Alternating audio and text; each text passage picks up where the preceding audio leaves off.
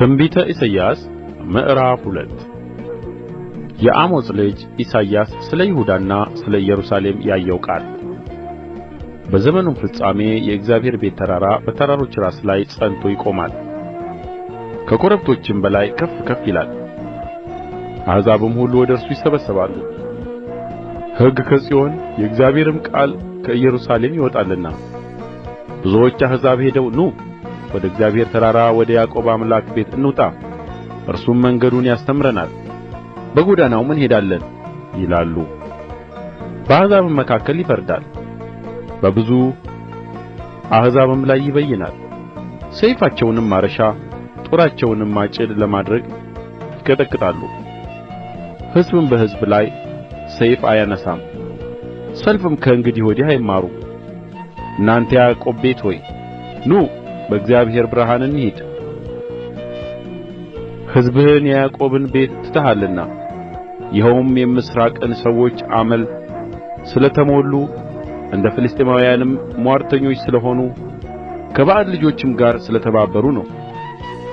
ምድራቸው በብርና በወርቅ ተሞልታለች፣ ለመዛግብቶቻቸውም ፍጻሜ የለውም። ምድራቸውም ደግሞ በፈረሶች ተሞልታለች፣ ለሰረገሎቻቸውም ፍጻሜ የለውም። ምድራቸው ደግሞ በጣዖት ተሞልታለች፣ ጣዖቶቻቸውም ላደረጉት ለእጃቸው ሥራ ይሰግዳሉ። ታናሹም ሰው ዝቅ ብሎአል፣ ጨዋውም ተዋርዶአል። ኃጢአታቸውንም ይቅር አትበላቸው። ከእግዚአብሔር ማስደንገጥና ከግርማው ክብር የተነሣ ወደ ድንጋይ ዋሻ ግባ፣ በመሬትም ውስጥ ተሸሸግ። ከፍ ያለችውም የሰው ዓይን ትዋረዳለች፣ የሰዎችም ኵራት ትወድቃለች። በዚያም ቀን እግዚአብሔር ብቻውን ከፍ ከፍ ይላል። የሠራዊት ጌታ የእግዚአብሔር ቀን በትዕቢተኛውና በኵራተኛው ሁሉ ላይ ከፍ ባለውም ላይ ይሆናል። እርሱም ይዋረዳል።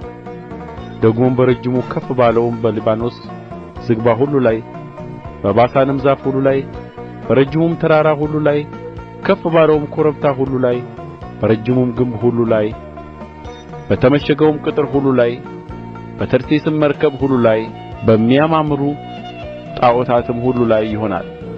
ሰውም ሁሉ ይዋረዳል፣ የሰውም ኵራት ይወድቃል። በዚያም ቀን እግዚአብሔር ብቻ ከፍ ከፍ ይላል፣ ጣዖቶቻቸውም ሁሉ ፈጽመው ይጠፋሉ። እግዚአብሔርም ምድርን ያናውጥ ዘንድ በተነሣ ጊዜ ሰዎች ከማስደንገጡና ከግርማው ክብር የተነሣ ወደ ድንጋይ ዋሻና ወደ ምድር ንቃቃት ውስጥ ይገባሉ።